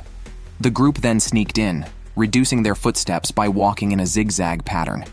But the enemy had tied the antidote to a bomb and prepared dozens of remote controls to prevent Koro-sensei from snatching any instantly. It was only when he stood up that they realized the mastermind was Takeoka. He then directed everyone to the rooftop. Karasuma scolded him for hiring assassins and threatening students with a virus, calling him inhumane. Takeoka claimed he was saving the planet. His original plan was to place Koro-sensei in a bathtub filled with special bullets, tie Kayano there as well, and then seal them in concrete. If Koro-sensei used his powers, Kayano would surely die. If Koro-sensei couldn't bear to harm a student, he would just melt away. Unfortunately for him, his perfect plan was foiled by the group, so sparing any lives now depended on his mood. Karasuma told him not to expect forgiveness from the world just because he used saving the planet as an excuse. Takeoka argued that his current actions were merciful compared to what he had endured before. After being defeated by Nagisa, he faced ridicule and insults, and his superiors' respect for him plummeted. The humiliation was so intense that it made his face itch unbearably, worse than death itself. Thus, he felt compelled to seek revenge. Akabane is ready to stand up for Nagisa. Ryoma even tells him that even if Nagisa had lost the contest, Class E would never accept someone like him. Takeoka, infuriated, demands Nagisa follow him to the tarmac. Fearing Takeoka might destroy the antidote in his rage, Nagisa agrees to go. Once on the tarmac, Takeoka destroys the escalator, preventing the others from following. He prepares for another contest with Nagisa, but first demands an apology on his knees. Nagisa kneels without hesitation, yet Takeoka is not satisfied and demands a bowing apology. Under the pressure of the antidote, Nagisa complies. Takeoka, stepping on his head, humiliates him further. Nagisa keeps apologizing without resistance. With a smirk, Takeoka tells Nagisa that the infected will develop bumps all over and their faces will swell like grapes. He eagerly anticipates their reactions. Then, he throws the antidote away and detonates the bomb. Seeing a dagger on the ground, Nagisa can no longer suppress his murderous intent. His classmates are visibly anxious. Ryoma throws a stun gun to wake him up, not wanting Nagisa to be blamed for murder. Koro-sensei advises that anger is disadvantageous and suggests knocking out Takeoka instead, as the antidote might still be obtained from its maker. Takeoka provokes further, prompting Koro-sensei to make Nagisa consider whose life, his or Takeoka's, is more valuable. Ryoma tells him to beat Takeoka, but not kill him. Nagisa regains his composure and picks up the dagger to face the fight. Takaoka reminds him he still has several doses of the drug. Any misbehavior or interference could lead to the death of the poisoned, as remaking it would take a month. Koro-sensei instructs Karasuma to shoot without hesitation if Nagisa's life is at risk. Karasuma understands that the situation has shifted, and the outcome now rests with Nagisa. However, the tricks that worked before will not fool Takaoka now. With his strong combat skills, Takaoka is flawless. Both in physique and experience, they are worlds apart. After having his fill, Takaoka pulls out a dagger, ready to cut off Nagisa's arm to make a specimen. The classmates urge Karasuma to intervene, and Akabane is also ready to help. However, Ryoma stops them, pointing out that Nagisa has yet to use a secret technique taught by Lovro. This technique requires 3 conditions: holding 2 weapons, facing a trained fighter, and the enemy being acutely aware of the fear of death. All conditions are met, making Takaoka the perfect test subject. Nagisa walks towards Takaoka with a smile, causing Takaoka to panic. As Takaoka focuses more on the dangerous dagger, he throws it away in a decisive move. Distracted, Takaoka is vulnerable. Nagisa, as an assassin, seizes this moment to strike Takaoka's jaw and then uses a stun gun to subdue him, smiling his signature smile afterwards. Seeing this, Takaoka's mentality collapses, unable to escape his nightmare. Nagisa then knocks him out with the stun gun, and the classmates cheer. Koro-sensei praises him. Just as everyone worries about the antidote, 3 assassins appear, stating they don't need it. Karasuma, thinking they are about to attack, misunderstands their intentions. It turns out Smog did not poison them as Takaoka requested, but used only food mold, harmless after a few hours. Completing Takaoka's task within an hour wasn't necessary, and they didn't want to harm students or tarnish their professional reputation as they still needed to eat from this bowl. Smog then throws a nutritional supplement to Nagisa, which will improve their condition in a day. However, for safety, Karasuma decides to monitor them for a while. Akabane provokes the other assassins, but Grip has no intention of seeking revenge unless hired to do so. He advises Akabane not to become a target in others' eyes. Akabane is surprised by the concern from someone he had pranked. Finally, Irina completes her mission upon receiving a signal. During the evacuation, Nagisa thanks everyone again, acknowledging their role in preventing a big mistake. The group responds with smiles, affirming the value of companionship. A day later, the students are back to normal. Karasuma buries Koro-sensei, planning an assassination when he recovers. Seeing his tireless dedication, they wonder if they will ever be like him. Irina and the 3 assassins, known for their exceptional skills and thorough thinking, also serve as good role models. Those who admire Takaoka strive to follow him, while his detractors aim to surpass him. Growing up involves alternating between these 2 processes. Suddenly, an explosion occurs by the sea, and Koro-sensei reverts to his original form, as expected. Having been inactive, he hadn't enjoyed the trip, so he decides to relax. He begins making delicacies using his clones, but Akabane, following his advice, seizes every opportunity to ambush him, with other students joining the battle too. The girls, not wanting to miss out, enjoy a swimsuit party. Taiga and Koro-sensei shamelessly join in and end up getting beaten up. Meanwhile, Irina approaches Karasuma for a romantic date, only to be teased by the students. Koro-sensei comforts Nagisa, acknowledging his hard work. Soon, the bell of the assassination classroom rings, marking the start of the second term for Class 3E.